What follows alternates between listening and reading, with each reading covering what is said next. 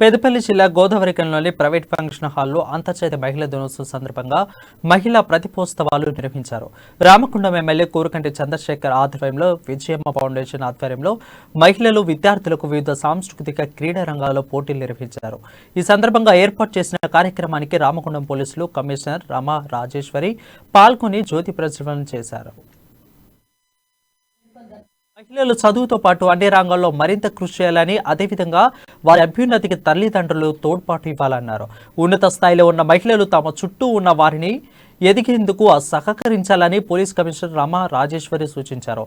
తెలంగాణ ఏర్పాటు అనంతరం సీఎం కేసీఆర్ మహిళలకు ప్రత్యేక స్థానాన్ని కేటాయించారని, ఇదే క్రమంలో విభిన్న రంగాల్లో మహిళలను నియమించడంతో పాటు సంక్షేమ పథకాలు కూడా ఏర్పాటు చేసి అమలు చేస్తున్న ఘనత సీఎం కేసీఆర్కే దక్కుతుందని ఎమ్మెల్యే అన్నారు.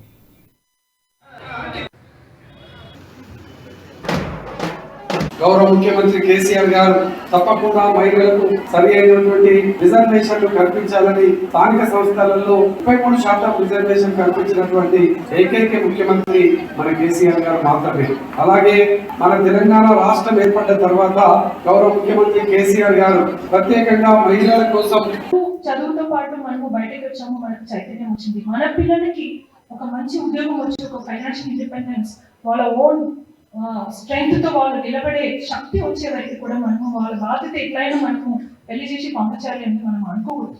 So please keep this in mind. The second message is that ఒక మహిళగా నాకు చైతన్యం వచ్చింది. Today I stand strong as an independent women here. So నాతోటి ఉన్నటువంటి మహిళలు, అది నా కుటుంబంలో ఉన్నటువంటి మహిళలు కావచ్చు, నేను ఒక టీచర్ అంటే నా క్లాసులో చదువుకున్నటువంటి అమ్మాయిలు కావచ్చు, నేను ఒక డాక్టర్ అంటే నా హాస్పిటల్లో పనిచేస్తున్నటువంటి నర్సెస్ కానీ